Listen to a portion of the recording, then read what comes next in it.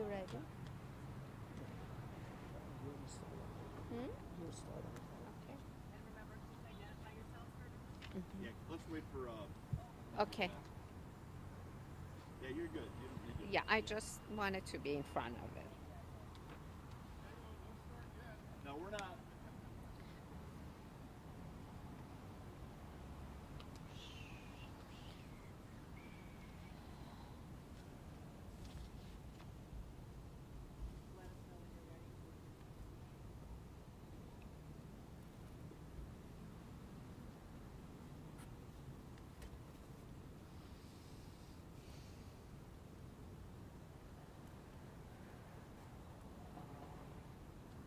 I'm ready. You guys are.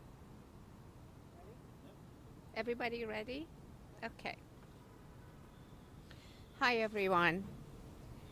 Bijan was born on September 4th, 1992, in Fairfax Hospital. He passed in Fairfax Hospital in the age of 25.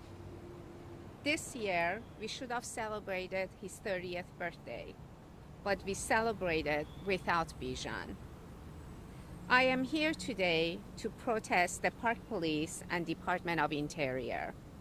I am here to follow up on their almost 5 years of cover-up, mishandling of my son's murder. I am demanding the termination of Amaya and Vineyard. I am demanding the Inspector General investigation into Bijan's murder, as our senators have demanded months ago. I am saying your silence is a proof of all the wrongdoings. I am saying the Department of Justice and the Department of Interior not meeting with us and our lawyers, which is customary to do with victims of family, is proof of wrongdoing. I have faith that it takes just one good public servant to put a stop to this misjustice and delay and cover up, and to do the right thing, waiting for that one person to do the right thing. I'm here today with my husband, James, Bijan's dad. He's going to say a few words.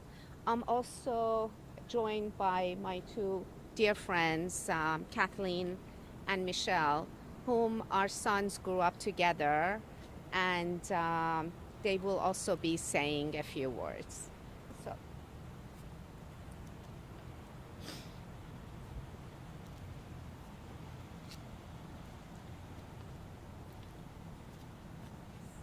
there is no greater personal tragedy, none more extensive, no injustice more hateful than for a young man to be denied by the acts of cowards of his opportunity to strive, to hope, to love, and be loved. There is no greater betrayal of the principles on which this country was founded and the host of men and women who have suffered and died in the defense of those principles than for government officials to deliberately turn their back on the truth, to shield government agents from the just consequences of their cowardly act in what was in truth the equivalent of a gangland execution. But Bijan's ordeal is over. For my family and for all those who loved him, for all of us who believe in this country and the rule of law, the ordeal is not over, nor it will be. Not until at the very least, the government stops standing in the way of justice, stops refusing to admit what the facts show actually happened. Only then will justice, however belated, be done for Bijan and my family.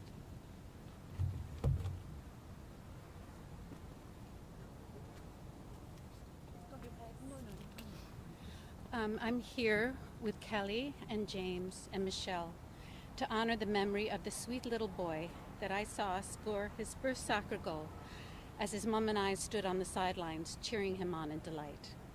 I'm here for the fun-loving teenager that played lacrosse with his buddies at Langley High School and loved to root for the New England Patriots. I'm here for that talented and young man who loved poetry and despised guns. I'm here for the accomplished and charming young man who had a promising and bright future ahead of him that's been taken away. And the fact that there's been no accountability and no justice is not acceptable. We'll never stop fighting for accountability. We will never stop fighting for justice for Bijan. We are your eyes. We are your voice. We are your heart. We are Bijan.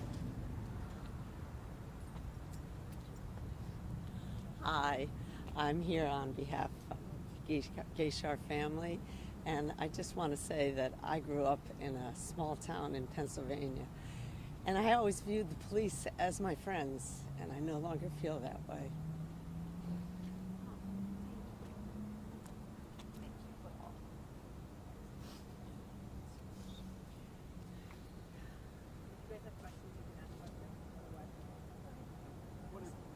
To ask, I mean, I know every legal avenue you've tried has Yeah. ultimately been stymied. Do you have any hope somehow, some way they'll ever face a day in court, either for the civil rights or for a criminal charge at this point, or does it seem like there's no avenue left? I have hope for both.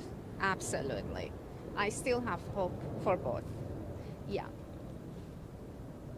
And at this point, though, what you're demanding is that those officers be fired for violating the policy of the department. Actually, they were terminated by Department of Interior. They were given their termination paper, but as what I know is that their union is fighting the termination, and it's been since November, so they haven't been able to actually legally terminate them yet. So that's as far as I know. But it's not that we know much, but that's what we know. And the other thing that I want is that as Senator Warner had requested and Senator Grassley, that we would have an Inspector General at Department of Interior to do an investigation into Bijan's murder. And I think it's the least this department can do after 5 years. Yeah. What is the status of your civil suit? Well, our civil suit has pretty much is on some sort of a start, but Amaya and Vineyard have said that they are going to be taking their Fifth Amendment, which that's why Judge Hilton stayed our case for 2 years, because their testimony was detrimental to the to that civil suit, and now they're not going to be testifying again, even after Department of Justice is not going to be trying their case. Is there a date for a trial? Not yet. No, we're hoping soon, but not yet. There's no date yet. I know the 5th anniversary of what happened is coming up, and I was out there that night. I mean, what does it say that here nearly 5 years later you have to even be here? What does it say? It says that justice doesn't exist, at least in Washington, where we live. And the fact that this department and Park Police have never talked to us. I mean, this is like insane. How can it be that your son is murdered by their employees and nobody has ever come to talk to us? I just feel like that is all the signs you need of total silence and cover up. They just don't want to deal with it. They don't want to talk about it. And they think that their silence is going to make things go away, but we are not going away. We are always hopeful. As I said, it takes one person, which I'm hoping that someone will step up and actually do the right thing. Yeah. But yes, after 5 years, it is just frustrating I mean, I was talking to one of Bijan's best friends yesterday, and he was asking me, Mommy Kelly, how are you doing? And I said, I was much better last year than I am this year. I mean, because last year I had so much more hope, but then Miares did what he did in Virginia. Our Department of Justice just came out a few months later and with the press release that we are not going to be reopening this case. Judge Hilton, obviously we know Judge Hilton's ruling.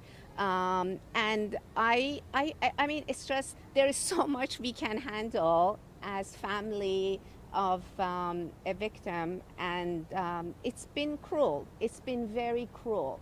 And I don't know how these people go to bed every night, because I know I go to bed every night thinking about them and just hoping that they get a little taste of what we feel.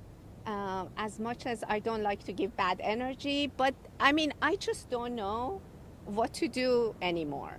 It's just that it's so unbelievable that people who can do something can just close their eyes and not do anything. So how is that possible? How can they call themselves public servants if they're not serving the public? How can you call yourself a public servant? So it's been tough. It's been, especially past year, has been brutal, starting with Judge Hilton's ruling, has been brutal. Yeah.